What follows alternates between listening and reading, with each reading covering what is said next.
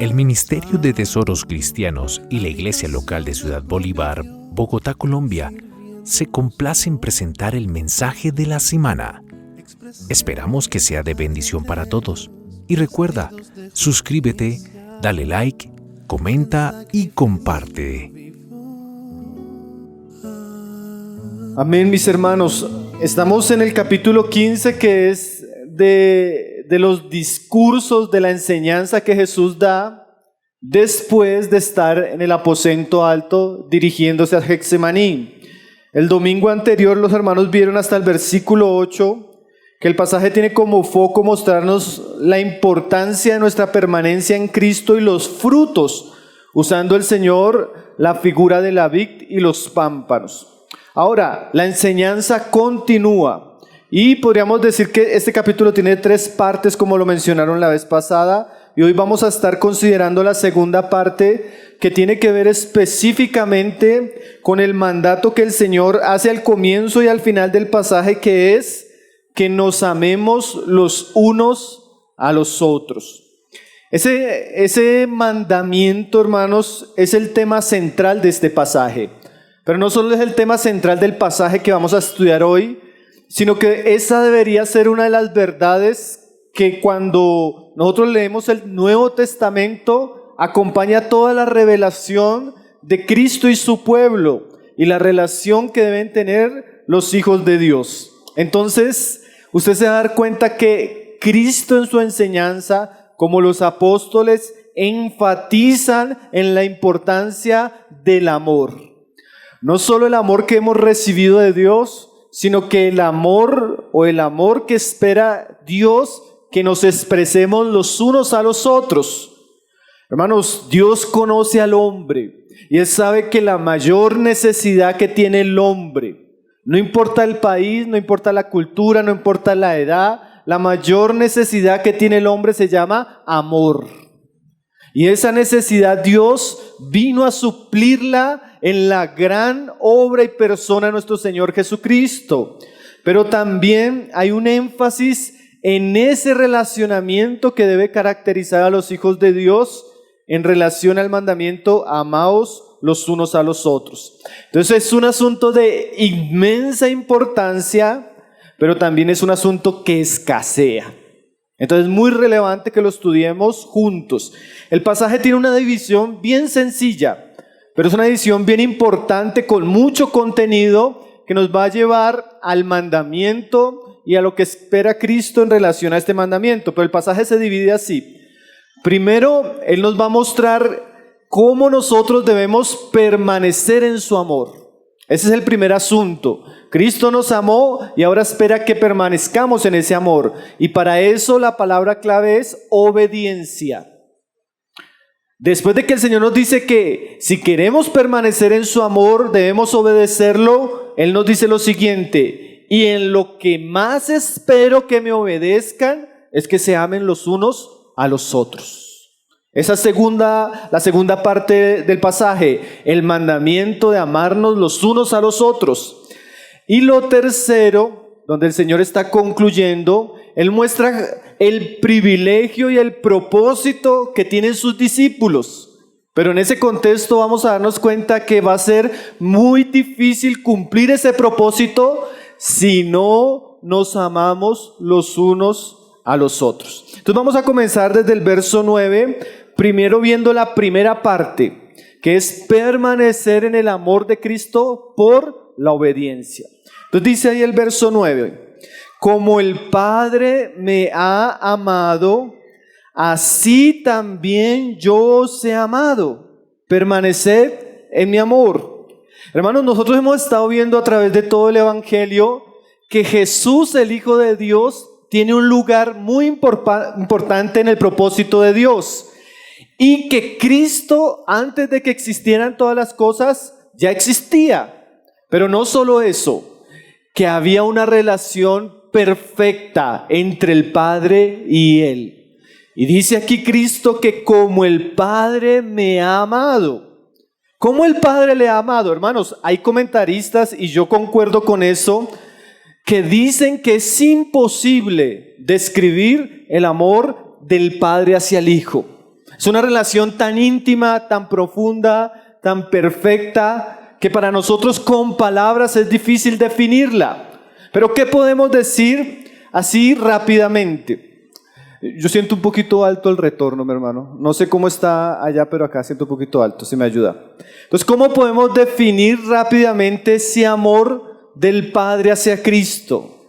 El Padre todo lo creó para Cristo. El Padre hizo a Cristo la figura central de su propósito.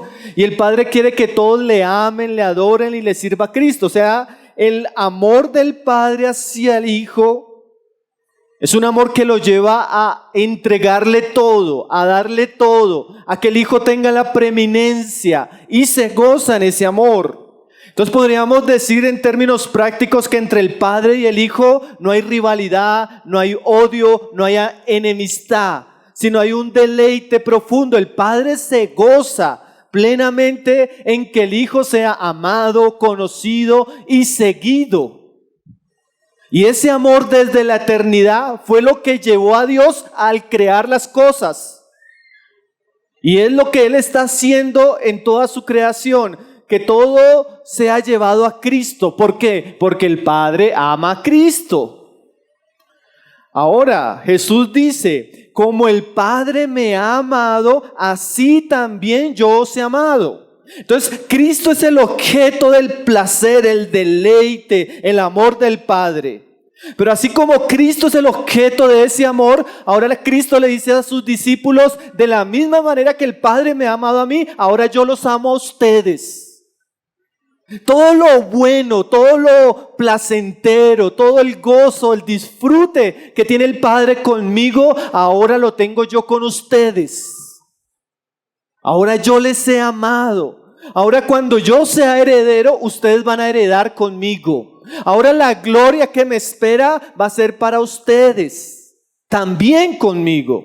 Entonces, de alguna manera, hermanos, Cristo es el deleite del Padre y ahora los discípulos son el deleite del Hijo.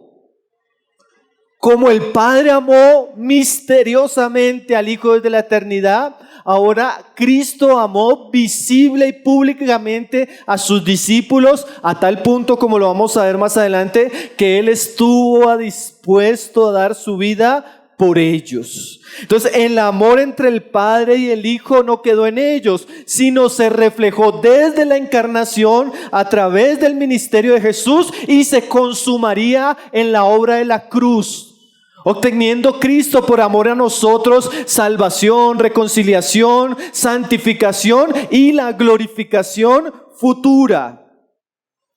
Hermanos, nosotros debemos recordarnos que Cristo nos ha amado, que somos el objeto de su deleite, que Él se place en sus discípulos, en su iglesia. Porque como decíamos, la mayor necesidad que tiene el hombre es el amor. Y la persona más importante del universo nos ha amado. Quiere decir que aunque mis papás no me amen, tengo un amor mayor en Cristo. Quiere decir que aunque no tenga nada en este mundo, tengo a alguien que me ama más y que tiene cosas muchísimas mejores que las cosas que persiguen nuestros ojos. Ese amor es nuestra fuente de gozo, de alegría. Ese amor es el que nos atrae a Él, a creerle, a seguirle, a amarle, a servirle. Y ahora el mandamiento de esta parte es el siguiente. Dice, permanecer en mi amor. No es que Dios no nos haya amado en Cristo. Es que a veces el mismo discípulo, sin darse cuenta, no permanece en ese amor. ¿Qué significa permanecer? Bueno, permanecer es un verbo en imperativo, o sea, implica una responsabilidad en nosotros que se nos demanda estar, mantenernos en un estado, en una condición o en una situación. ¿Qué significa esto? Yo les he amado, pero no se salgan de ese amor. No se olviden de ese amor. No descuiden ese amor. No deje que nada los aparte de ese amor. No deje que nada los distraiga de ese amor. Vivan en ese amor. Sumérjanse en ese amor. Disfruten ese amor. Hermanos, si esto es un mandamiento, quiere decir que no es automático, implica una responsabilidad. Yo debo recordarme cada día, Señor, tú me amaste, te entregaste por mí, estás dispuesto a bendecirme con todas tus bendiciones espirituales, tienes el cielo preparado para mí, me espera tu gloria. No dejes que esto se me olvide, no dejes que esta situación amargue mi corazón y dañe el dulce sabor de tu comunión, de tu amor y de tu presencia en mi vida. No dejes que nada me distraiga, nada me aleje, nada me aparte de tu amor.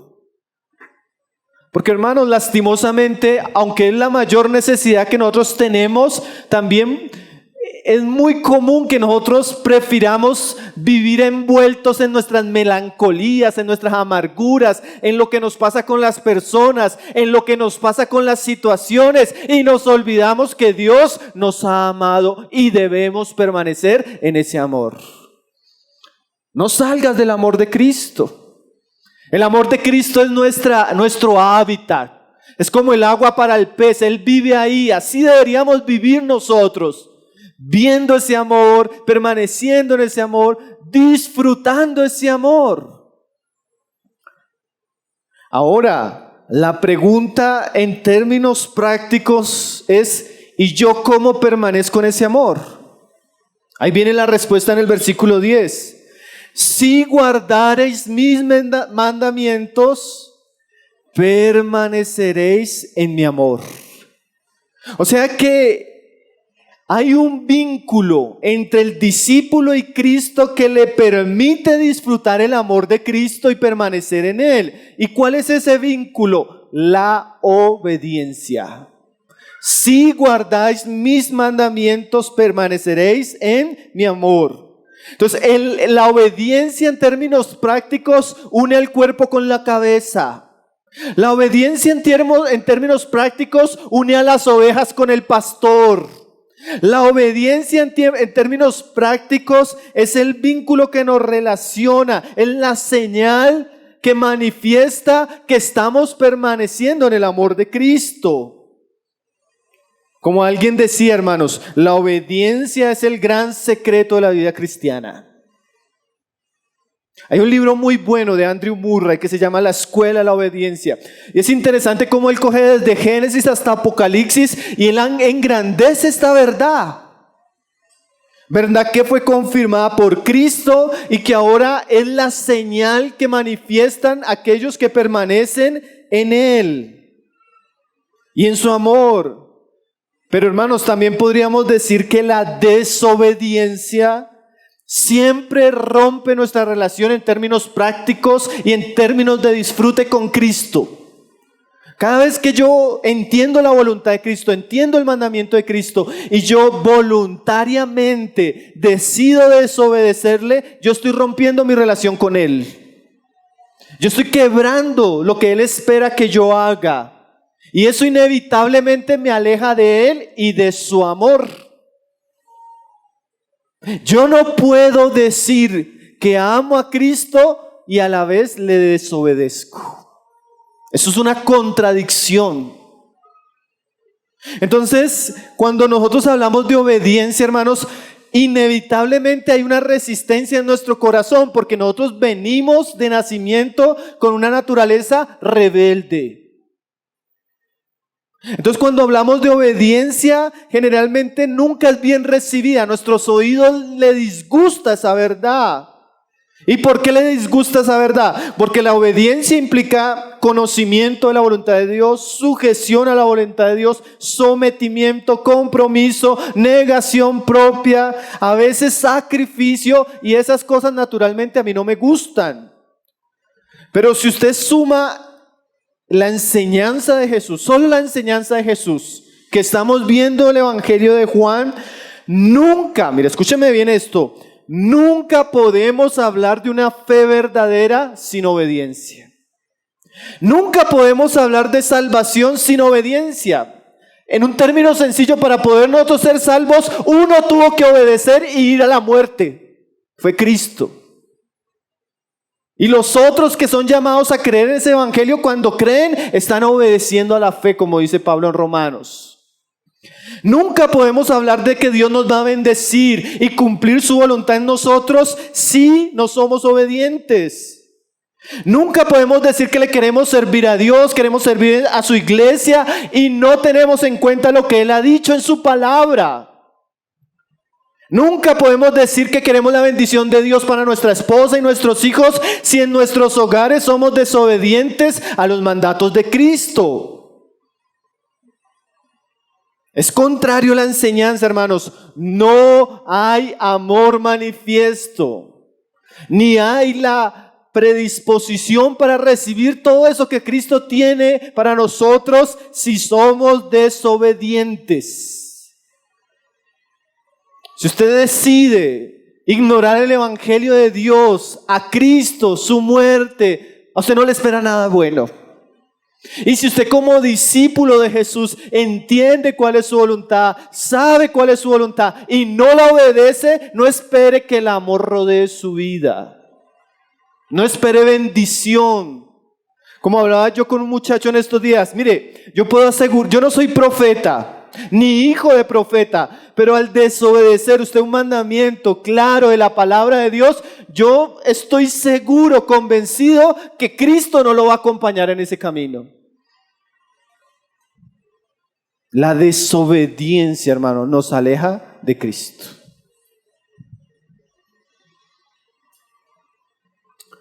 Andrew Murray decía en su libro que yo citaba: tal vez descubramos que las más profundas bendiciones de la gracia de Dios y el completo amor de Dios y de su presencia han estado fuera de nuestro alcance simplemente porque la obediencia nunca fue aquello que Dios pretendió que ella fuera, lo que es el punto de partida y el objetivo tal vez más alto de nuestra vida cristiana. ¿Qué significa eso, hermanos? Que lo que más deberíamos como creyentes hacer en nuestra vida es obedecerle. El Señor no le dijo eso a Samuel. A mí de qué me interesan los sacrificios, de qué me interesan los animales. Yo estoy buscando es que me obedezcan. Entonces, si hay una preocupación, si hay algo que caracteriza nuestra fe, nuestro andar con Cristo, es ese deseo profundo de obedecer a Cristo en sus mandamientos para mantenernos en el amor de Él. Alguien me diría, hermano, pero ¿será que Cristo dijo eso? Lo dijo y lo repitió. Y ¿saben qué, hermano? No solo lo dijo y lo repitió, Él nos dejó ejemplo. Porque mire lo que dice la siguiente frase: así como yo he guardado los mandamientos de mi Padre y permanezco en su amor. O sea que lo que Él me manda, Él mismo lo modeló, Él mismo dio ejemplo, Él mismo vivió de esa manera. Porque esa manera de vivir obediente a su Padre reflejaba el amor del Hijo al Padre.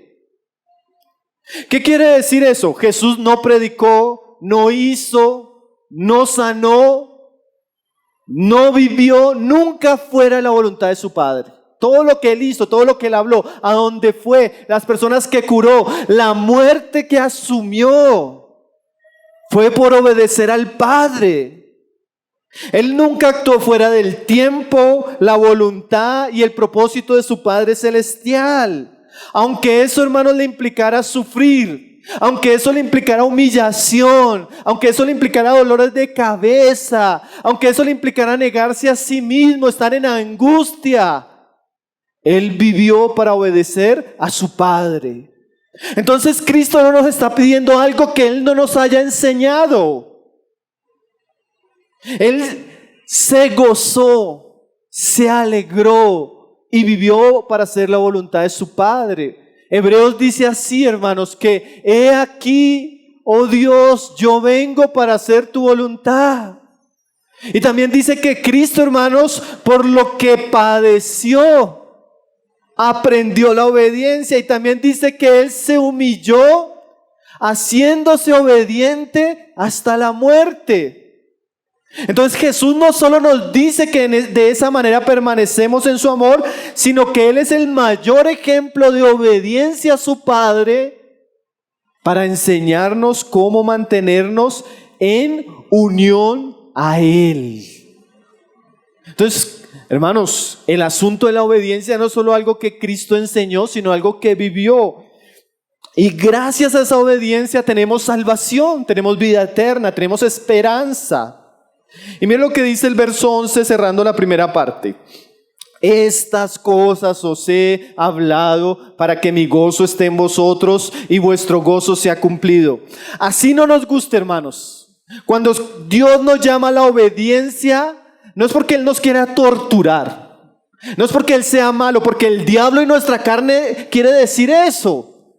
Cuando Dios nos llama a obedecerles para que permanezcamos en su amor y para que el gozo de Cristo esté en nosotros. Entonces hay una alegría permanente que más que un sentimiento es una calidad de vida a la cual Cristo nos invita. Si ustedes permanecen en mi amor, obedeciendo mis mandamientos, mi gozo va a estar en ustedes y vuestro gozo será cumplido. Por un lado, el gozo de Cristo será transmitido a nuestra vida y por otro lado, el gozo de la realización personal se cumplirá en nosotros. Usted quiere una vida de gozo, de bendición, de alegría plena, constante. Bueno, obedezca a Cristo. Ame a Cristo y obedezca a Cristo. Porque aunque parezca difícil a nuestro oído, a nuestro corazón, siempre, aunque el camino sea estrecho, es el camino mejor.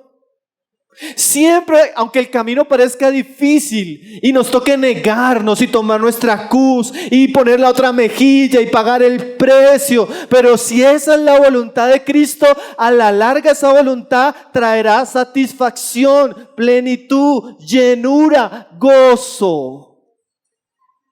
Pero lo mismo lo contrario, así el camino parezca el mejor, el más placentero, el más cómodo, el más fácil, en la medida que usted se aleja de la voluntad de Dios y se vuelve desobediente, lo único que usted está trayendo para usted es tristezas, dolores que Dios no quería, hermanos, porque hoy en día la gente dice, no, esa fue la voluntad de Dios. Nunca. La voluntad de Dios es nuestro bienestar, nuestra bendición, nuestra plenitud, nuestra satisfacción completa. Lo que Él sabe es que eso nunca se va a encontrar en desobediencia. Entonces, si queremos permanecer en Dios, si queremos permanecer en el amor de Cristo y si queremos este gozo que Él promete a sus discípulos, necesitamos tomar en serio los mandamientos de Cristo. Amén. ¿Cómo reacciona usted cuando le hablan de obediencia? ¿Cómo reacciona usted cuando usted escucha el mandamiento de Cristo? Bueno, tenga cuidado con su corazón porque este es el camino, como decía Murray, el secreto real de la verdadera vida plena en Cristo. Ahora, hermanos, como les decía, esta primera parte es la introducción, porque nosotros podríamos pensar, bueno, y entonces, si es tan importante la obediencia a los mandamientos de Cristo, ¿cuál será el mandamiento más importante? Ahí viene la segunda parte. La primera parte era la introducción al tema de hoy. Y la segunda parte dice ahí que comienza desde el versículo 12. Este es mi mandamiento, que os améis unos a otros como yo os he amado. Hermanos, nosotros conocemos tanto estos versículos que a veces perdemos la grandeza, perdemos la profundidad, perdemos la anchura de la verdad que contiene este pasaje. Hermanos, este mandamiento de alguna manera resume todo lo que es los muchos mandamientos de la vida cristiana, especialmente en relación los unos con los otros y especialmente, como lo vamos a ver más adelante, con el propósito que tenía Cristo con sus discípulos. O también lo podríamos decir así, con el proyecto que tenía Cristo. ¿Y cuál era el proyecto que tenía Cristo? Edificar su iglesia. Pero él sabía que para que estos hombres llegaran a hacer su voluntad, ellos tenían que tomar muy en serio este mandamiento. El mandamiento de amarse los unos a los otros. No, yo me ponía a mirar casi todas las epístolas del Nuevo Testamento en términos prácticos, las exhortaciones, todas son expresiones que surgen de esta verdad. Amaos los unos a los otros. ¿Por qué predicamos a las personas? Porque tenemos amor y deseamos la salvación de las personas. ¿Por qué predicamos, discipulamos y nos involucramos en el servicio cristiano? Porque en el amor a las personas queremos que las personas lleguen a la plenitud de la madurez en Cristo.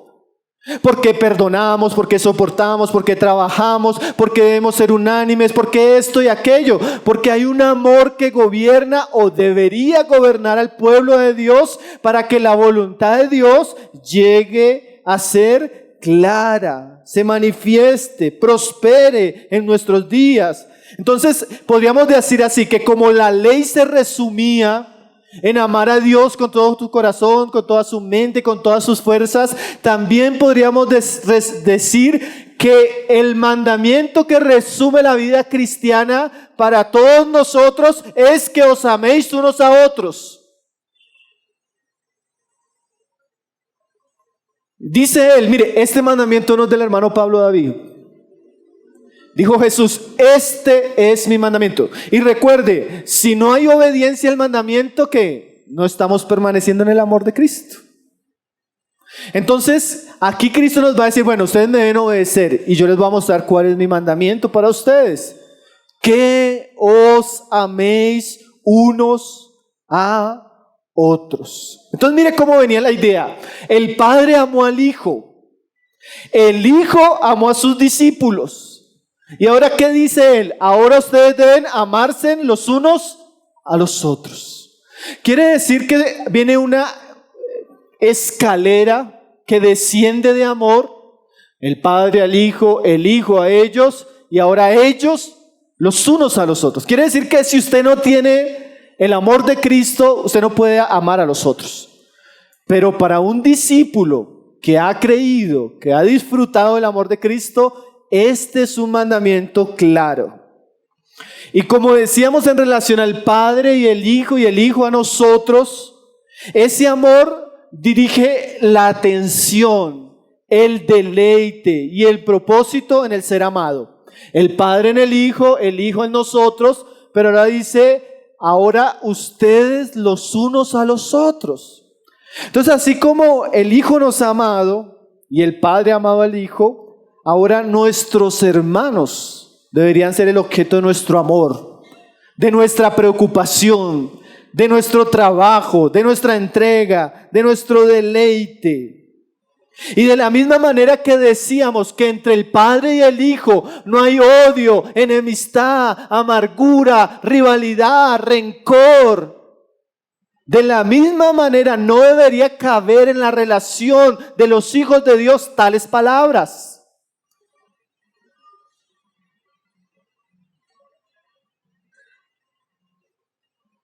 La relación de los discípulos de Jesús debería ser una relación de amor. Y mire cómo lo dice ahí. Como yo os he amado. No solo un mandamiento, hay una medida. Ámense los unos a los otros en la misma medida que yo los he amado. ¿Y qué quiere decir eso, hermanos? ¿Cómo Cristo nos ha amado?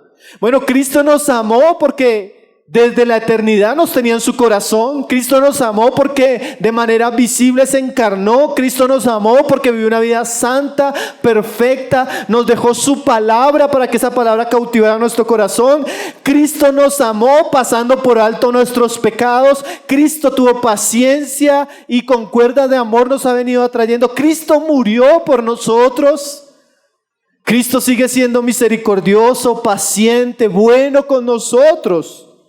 Y esa misma realidad de Cristo hacia nosotros debería ser el ambiente que debería llenar la iglesia. y a los futuros discípulos que somos nosotros. Y mira que Cristo lo explica de manera práctica y en el verso 13. Nadie tiene mayor amor que este. Mire esto, que uno ponga su vida por sus amigos. O sea, Cristo está diciendo, así yo los amé, yo entregué mi vida por ustedes. Y ese ejemplo es lo que yo espero de ustedes. ¿Qué quiere decir eso? ¿Qué implica poner su vida? Pues obviamente implica toda la doctrina de la expiación y la redención. Cristo tuvo que ir a la cruz. La cruz es el púlpito donde Dios expresó su gran amor a los hombres en Cristo. Y no fue un amor de palabras, ¿cierto, hermanos? No fue un amor de sentimientos, sino fue un amor de hechos claros y verdaderos, que gracias a ese amor, realmente por eso somos salvos.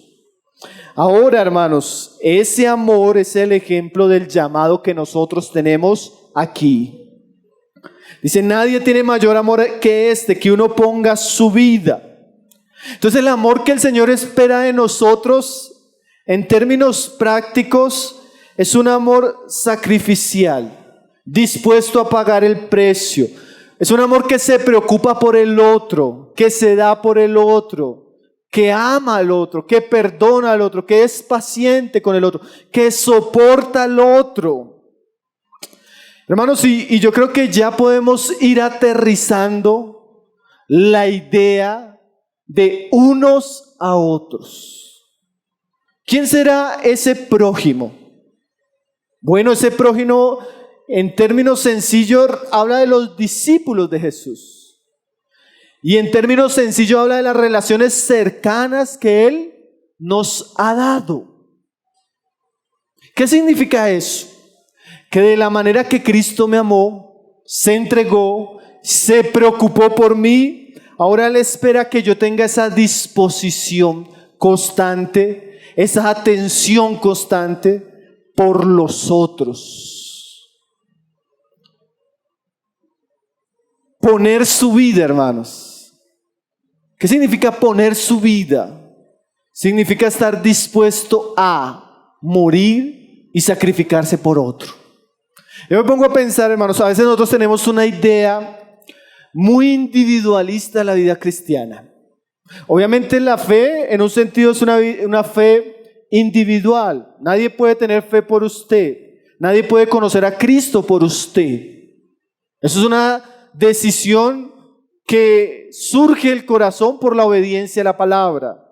Pero en la medida que yo voy conociendo a Cristo y voy conociendo su voluntad, la voluntad de Cristo se amplía y nos lleva a pensar en los otros. Y en ese sentido, el mandamiento nos saca a nosotros como del centro, para poner a los demás como la preocupación de nuestro corazón. Quiere decir que hay cristianos que vienen a la iglesia, oran porque están preocupados por su vida sentimental, por su vida laboral, por su vida familiar. Y ellos desean una vida plena, gozosa, pero centrados en ellos mismos.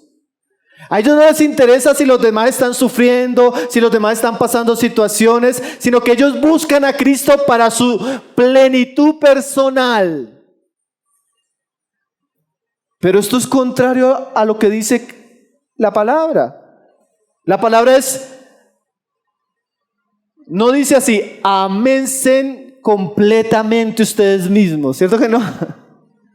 La palabra es, amen a los otros, preocúpense por los otros, sufran por los otros, trabajen entréguense por los otros.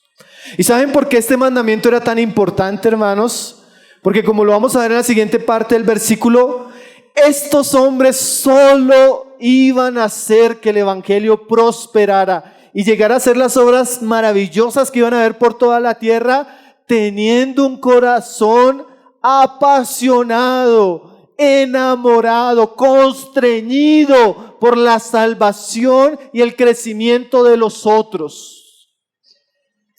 Si estos hombres no tuvieran este amor que Cristo demandaba de ellos, nunca hubieran podido hacer la obra que ellos hicieron. Pero yo puedo comenzar a aplicar esto a nuestra vida.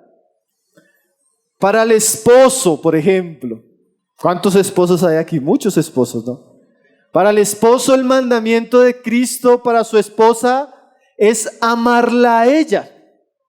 Quiere decir que él tiene que preocuparse por ella, por su estado espiritual, emocional, físico, para ayudarla a crecer, ser santificada, cumplir el propósito de Dios en su vida. Lo mismo los padres no viven para ellos viven para sus hijos porque es parte del amor.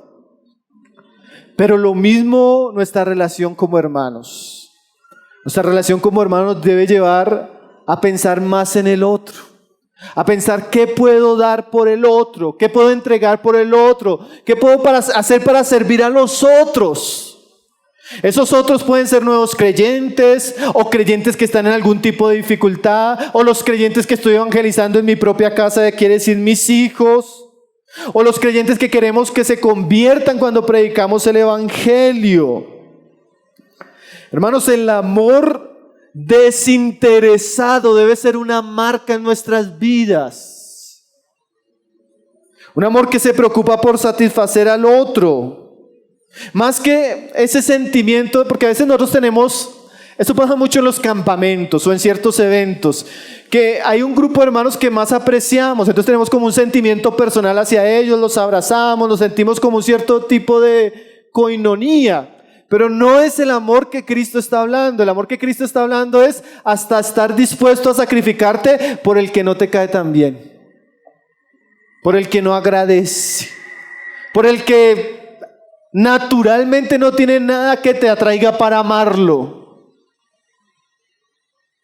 Es un amor diferente, no es un amor emocional, porque como Jesús enseñó, es fácil amar a los que nos caen bien, ¿cierto? Es fácil amar a los que nos saludan. Es fácil amar a los que nos tratan bien, pero hermanos, el amor de Cristo y la demanda de su amor hacia nosotros requiere que yo esté dispuesto a dar mi vida, aunque mi esposa no lo entienda, aunque mis hijos sean desagradecidos, aunque los hermanos de la iglesia ni siquiera vean o entiendan por qué estoy haciendo esto. Aunque entre más hacer de pronto sea más criticado, más despreciado, pero mi amor por Dios me lleva a preocuparme por los demás, aunque nadie se preocupe por mí. Alguien decía, es un tipo de amor tipo mártir, de sacrificio, de abnegación. Pero hermanos, todo debería ser empapado de esta verdad. Nadie tiene mayor amor que este. Yo le preguntaría a usted en este punto, ¿de qué manera práctica usted está cumpliendo ese mandamiento? ¿Hay personas que usted está amando? ¿Hay personas de las que usted se está preocupando? ¿Hay personas de las que usted está dispuesto a servir, a entregarse? ¿Hay personas que ocupan gran parte de su preocupación, de su tiempo, de su dinero? ¿O no lo hay? ¿Da de lo que recibe? ¿O todo gira en torno a usted? ¿Cómo está? ¿Cómo se siente? Esa vida egoísta, hermanos, sí o sí es una vida de desobediencia. Porque el mandamiento es amaos unos a los otros. Entonces, si no estamos viviendo eso, es que estamos siendo desobedientes. Y al ser desobedientes, ¿qué está pasando? Salimos del amor de Cristo. Y al salir del amor de Cristo, salimos de su bendición, de su paz, de su plenitud. Por eso a veces vivimos vidas así. Secos, frustrados, sin gozo, sin paz, sin propósito. Porque en últimas estamos viviendo en el pozo del orgullo y el desarrollo y la plenitud solo personal.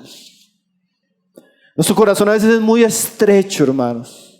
Y cuando nuestro corazón es tan estrecho, la vida familiar se vuelve pesada, amargada, difícil. La vida de iglesia se vuelve inconforme, se vuelve incómoda, se vuelve oscura. ¿Por qué? Ni siquiera es mi familia, ni siquiera son mis hermanos, ni siquiera son las personas a las que le estoy sirviendo. Es que no hay amor. No hay amor. Porque donde hay amor, hermano, donde hay amor, escúcheme esto, donde hay amor unos a otros hay obediencia. Escúcheme esto, porque es que así nosotros tenemos ideas falsas. Donde hay amor unos a otros hay obediencia, aunque no haya sentimientos. Porque es que yo digo, no, es que yo quiero sentir para amar. Entonces te está amando con un amor natural y no un amor divino, cristiano, que surge de la voluntad de agradar a Cristo. Entonces, donde hay amor, escúchame bien, hay obediencia. Y donde hay obediencia, ¿qué pasa? Cristo es honrado. Y donde Cristo es honrado, ¿qué hay? Bendición, gozo, plenitud.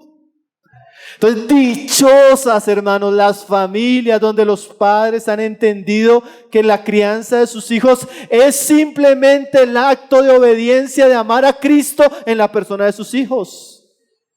Dichosos los matrimonios que entienden que cuando se aman el uno al otro, simplemente están obedeciendo el mandamiento de Cristo, deseando lo mejor de Cristo para su casa. Dichosa la iglesia, hermanos. Los ministerios y todo lo que hacemos cuando es motivado por el acto de obedecer a Cristo, amándonos los unos a los otros, aunque naturalmente no seamos tan fáciles de amar. Miren lo que dice el verso 14, hermanos, porque en todas las partes Cristo termina dando una bendición. Al comienzo dice, si ustedes obedecen esto, mi gozo va a ser cumplido. Acá Él termina esta parte diciendo lo siguiente: si ustedes hacen, miren lo que dice el Señor, dice, vosotros sois mis amigos si hacéis lo que yo os mando. Alguien decía, no es que la obediencia me vuelve amigo de Cristo, pero es la obediencia al amor los unos con los otros, la característica de los amigos de Cristo. ¿Se nota la diferencia? Alguien que dice que ama a Jesús, que está en el amor de Jesús, él va a obedecer a Jesús en este mandamiento. Y como esta persona vive de esta manera, tiene estos valores, se preocupa como Cristo se preocupó por los otros, para Cristo esta persona es alguien cercana.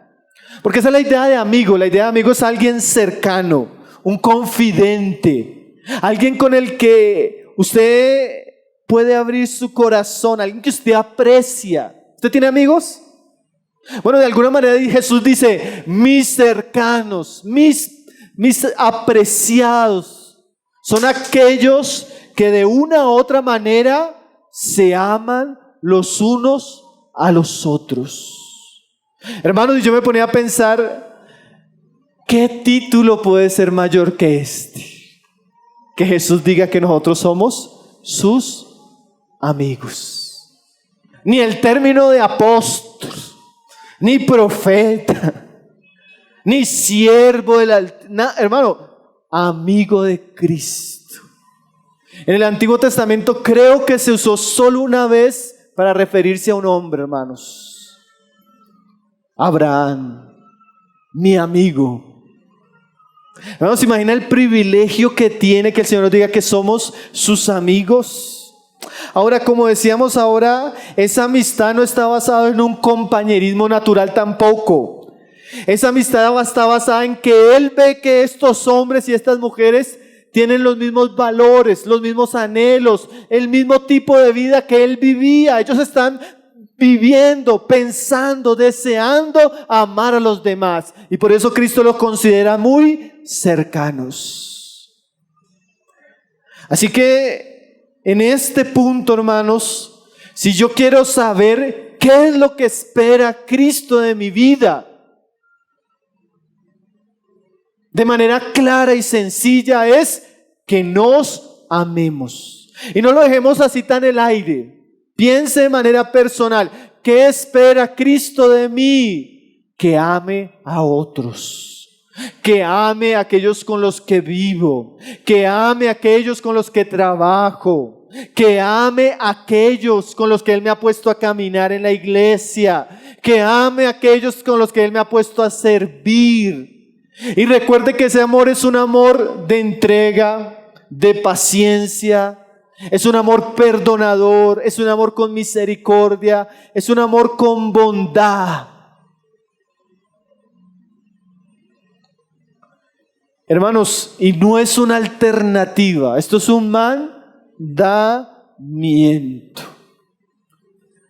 La primera parte, Cristo desea que permanezcamos en su amor por la obediencia, y en la segunda parte nos muestra qué es lo que Él quiere que obedezcamos: que nos amemos unos a otros.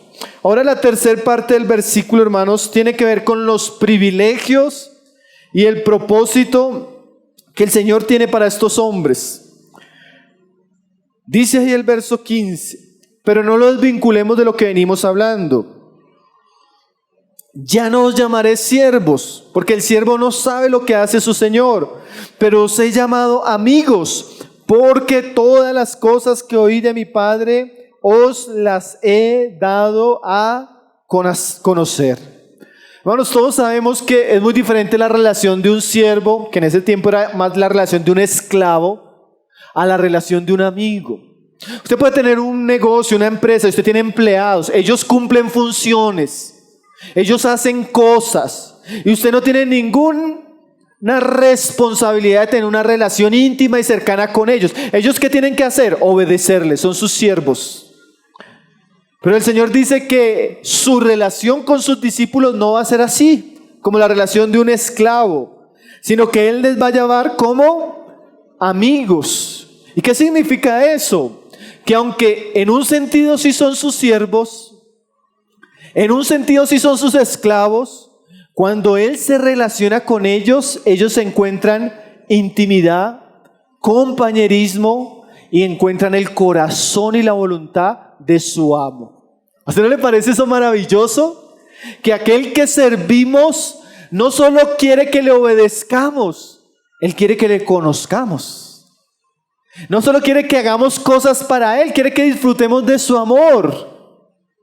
Y no solo eso, todo lo que es su voluntad, Él está dispuesto a revelárnosla. Tanto que no debería haber secretos, misterios entre el pueblo que ama a Cristo y Cristo. Por eso, en la medida que un hombre camina con Cristo, no solo ama a los demás, sino también tiene los cielos abiertos. Él conoce la voluntad de Dios, Él se llena de esa voluntad, Él persigue ese propósito. Y mire lo que dice ahí en el verso 16 en relación a estos amigos que se les ha dado a conocer la voluntad del Padre. Y ahora se vamos al propósito que Él tiene para ellos. Verso 16: no me elegisteis vosotros a mí, sino que yo os elegí a vosotros. ¿Qué quiere decir eso, hermanos? Hermanos, estos discípulos, yo pienso que cuando ellos comenzaron a escuchar a Jesús, a seguir a Jesús, cuando fueron apartados para ser apóstoles de Jesús, ellos ni se imaginaban a qué estaban siendo involucrados. Y aquí lo primero que el Señor les dice es que hubo una elección. En este contexto no es tanto la elección para salvación, sino ellos fueron elegidos, apartados para un propósito. Y ellos no entendían ese propósito, ellos no buscaron ese propósito. Fue Cristo quien los eligió. Fue Cristo el que los buscó, fue Cristo el que los llamó, fue Cristo que los está involucrando en esta causa. Yo recuerdo que estábamos hablando con unos hermanos y varios contaron su testimonio de jóvenes. Ya hermanos que tenemos cierta edad y que estamos sirviendo al Señor. Y la mayoría llegaba a decir: hermano, yo nunca quise predicar la palabra. Yo nunca quise servir en la iglesia. Yo nunca pensé hacer esto, aquello. Y yo... Y de verdad, tal vez queríamos ir a la iglesia, reunirnos, graduarnos, tener una buena familia. Esos son los deseos naturales que uno busca. Pero aquí Cristo les está diciendo que Él tenía algo mucho mayor. Y los escogió para eso sin que ellos lo entendieran o lo buscaran. Y que ahora hacían parte de un gran privilegio. Y era el privilegio de llevar el nombre de Cristo por toda la tierra y ser sus embajadores. Y yo podría decir que no existe ninguna profesión, ninguna cantidad de dinero, ningún éxito en este mundo que se compare con el gran proyecto de Cristo, con el reino de los cielos y la gran obra de salvación y edificación de este pueblo santo que Él llama su iglesia. Hermanos, si Dios nos eligió para ser parte de eso, yo no sé si nuestra mente alcanza a captar eso, la relevancia que eso tiene para Dios y que debería tener para nuestro corazón. Dios más que usted venga un domingo, Dios más de que Dios bendecirle en su trabajo, que Él lo hace. O Dios más que usted tenga una buena salud y una buena vejez.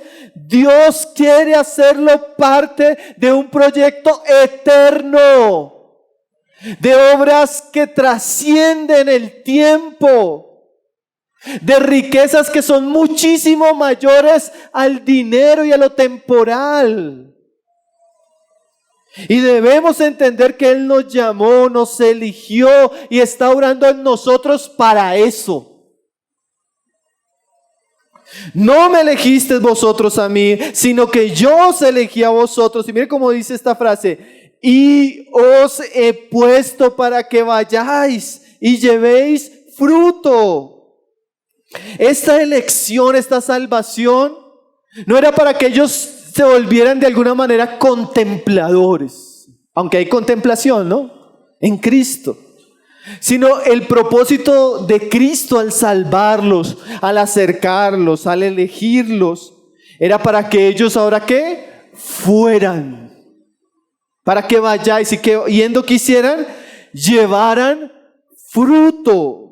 Hermanos, Dios no nos eligió solamente para tener cierto grado de conocimiento en la sana doctrina, sino para que esa doctrina dé fruto. Dios no nos eligió solo para recibir bendiciones, sino para que seamos de bendición a otros. Dios no solo nos eligió para que contemplemos la muerte de Cristo, sino para que estemos dispuestos a morir por otros. Dios no nos eligió para que nos sentemos cómodos, nos eligió para que vayamos.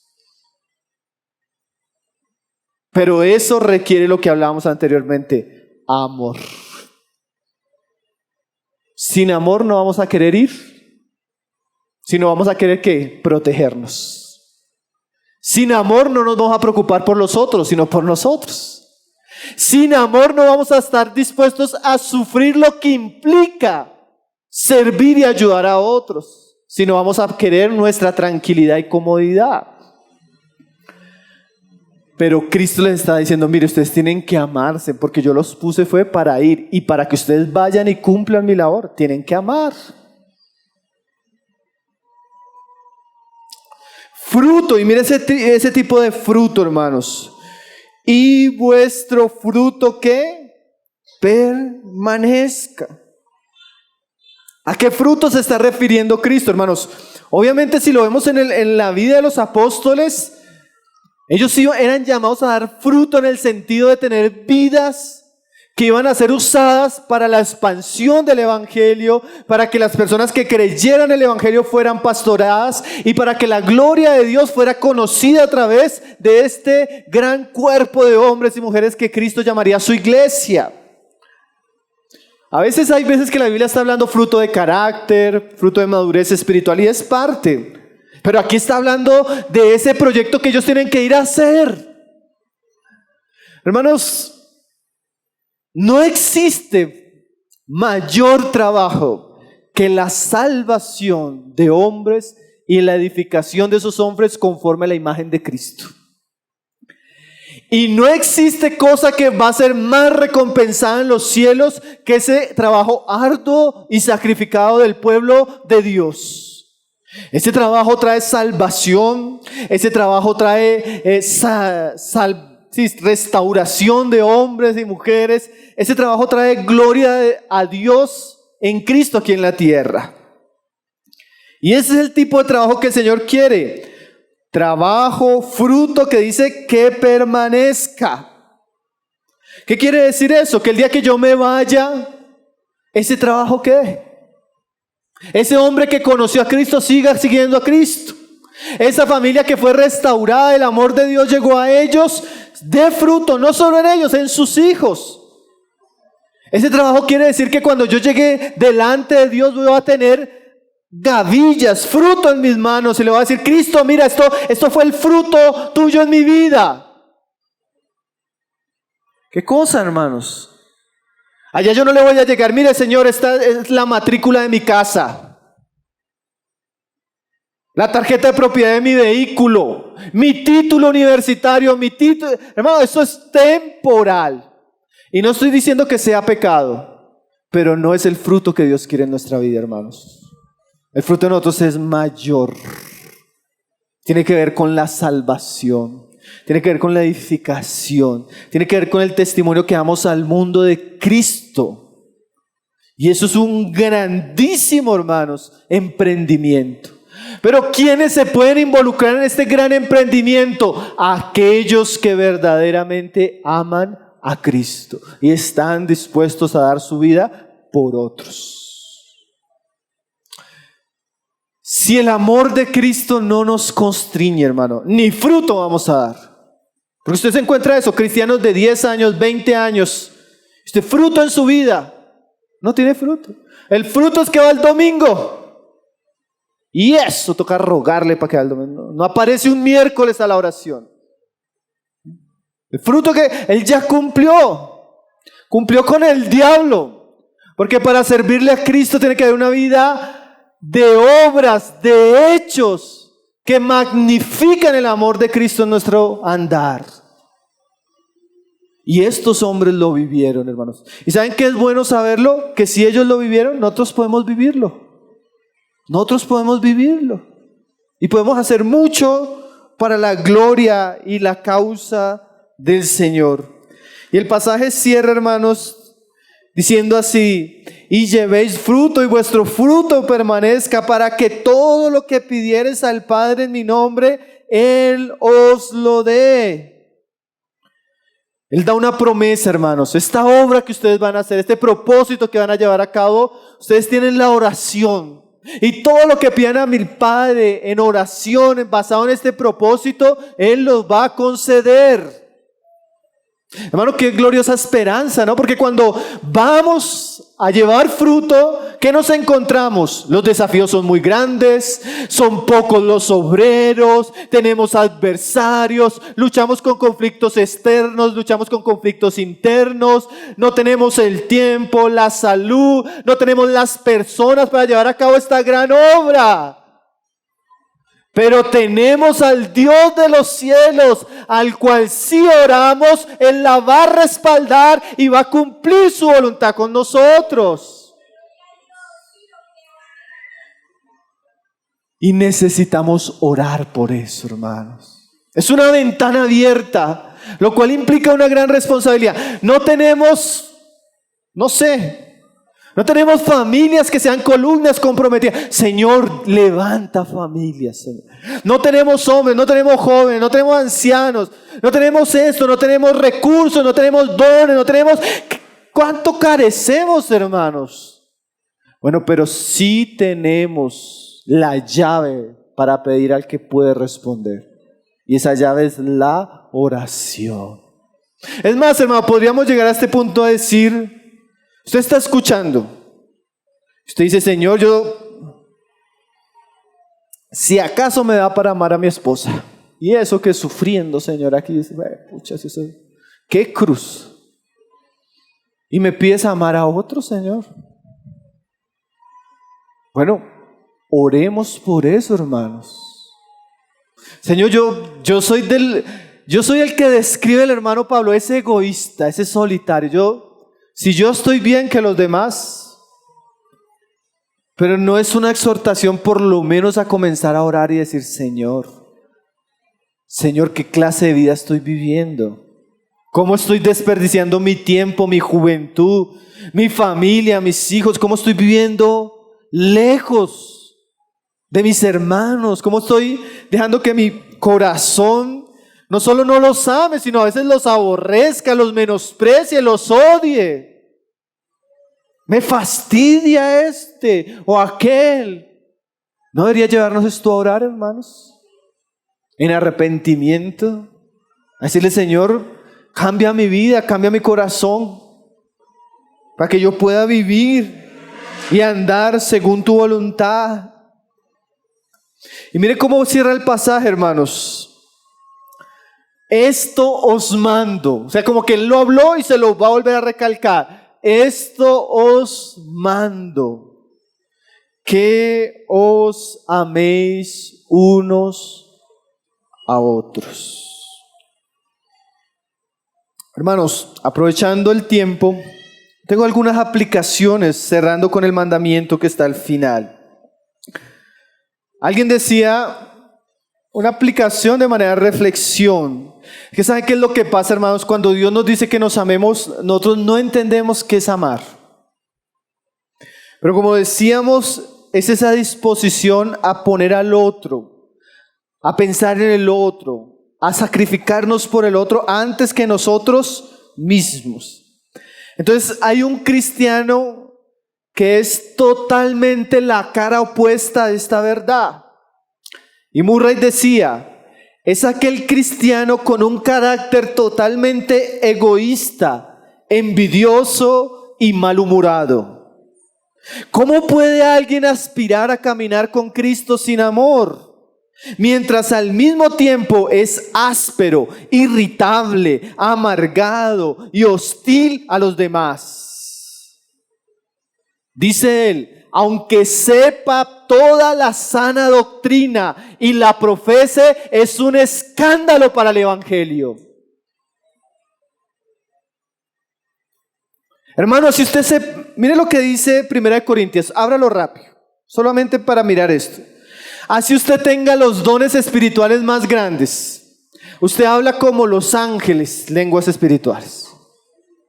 Usted sabe griego, hebreo a profundidad.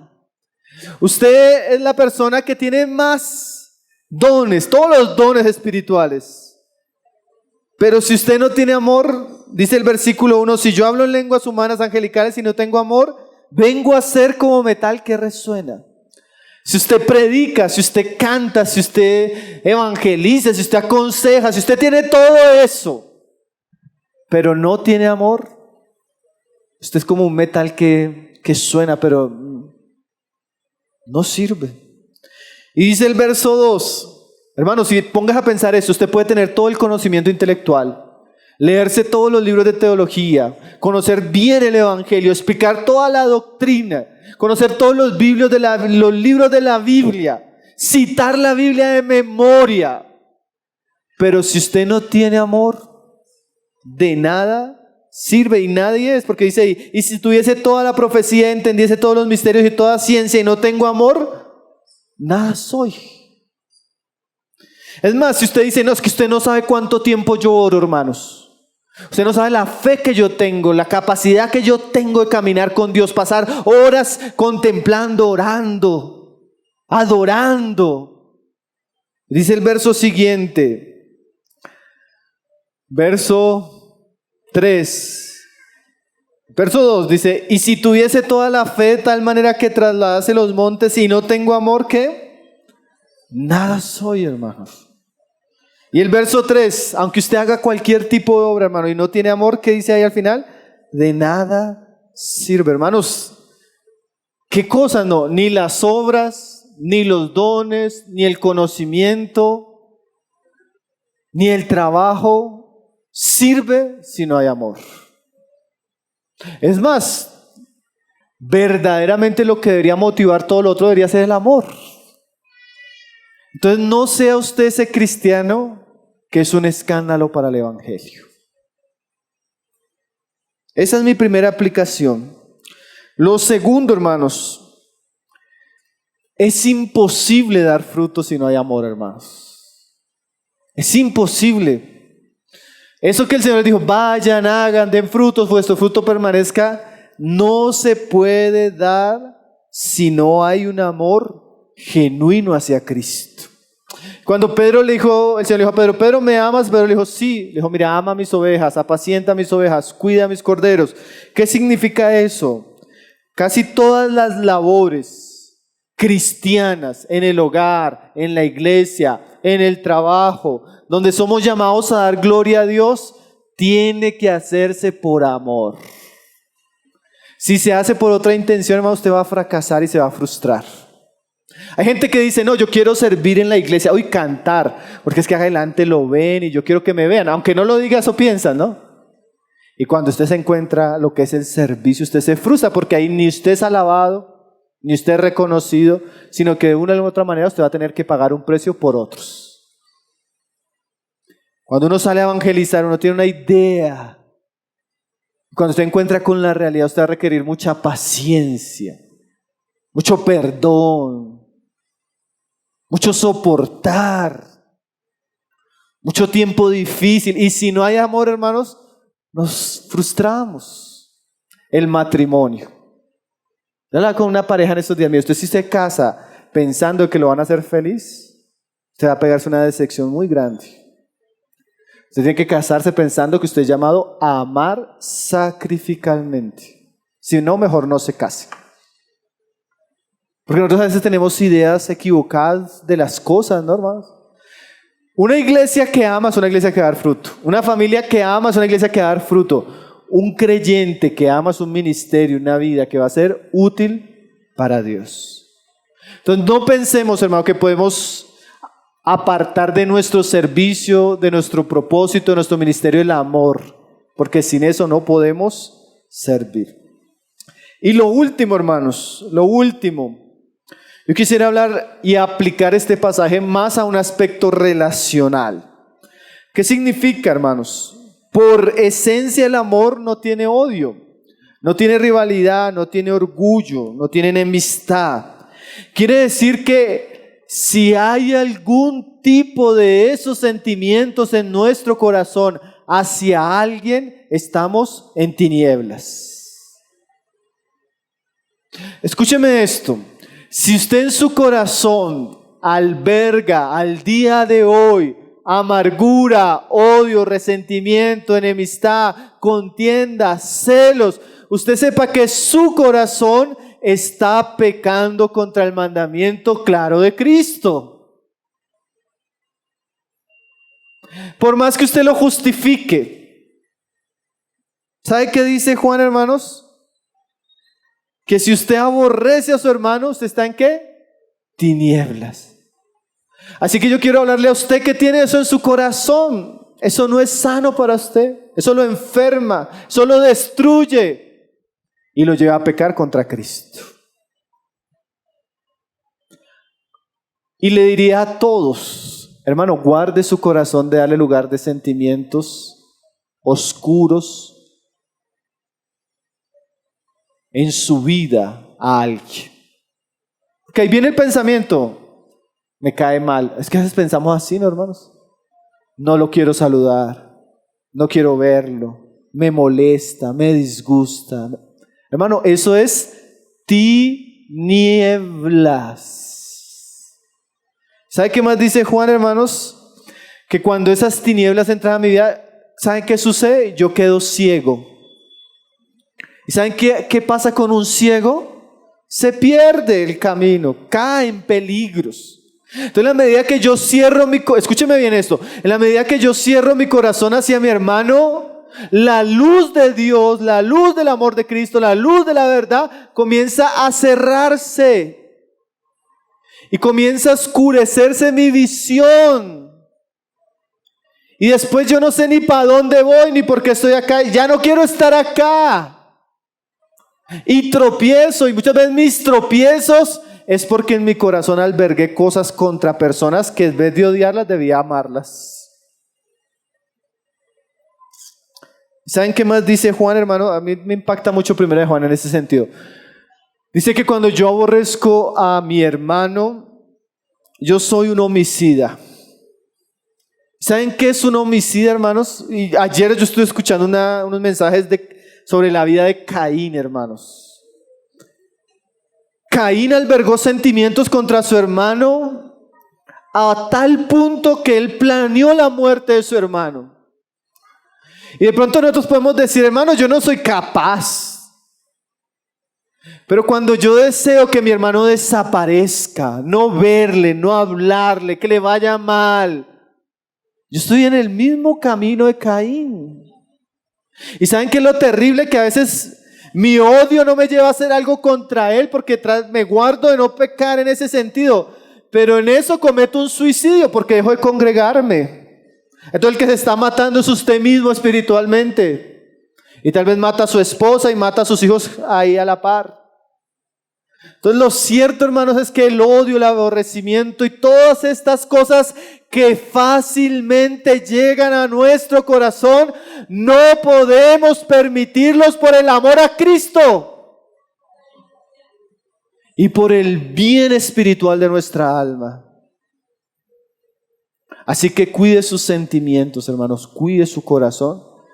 ¿Cómo ve a sus hermanos? ¿Cómo ve a su esposa? ¿Cómo ve a sus hermanos con los que ha tenido algún tipo de dificultad? ¿Ha tenido algún tipo de controversia? Yo le invitaría primero, como leíamos al final, a que ore por ese hermano. Ore, porque usted comienza a orar por él, lo va a comenzar a ver con misericordia y Dios le va a dar amor por esa persona. Y tal vez le da la oportunidad de solucionar el asunto con esa persona. Pero no solo ore. Si eso no es suficiente, busque consejo. Porque a veces usted está odiando a una persona porque usted está interpretando la vida desde su punto de vista y no se da cuenta que lo que ella está viendo es otra realidad, porque cada uno ve las situaciones de manera diferente. Y lo que hay muchas veces son confusiones.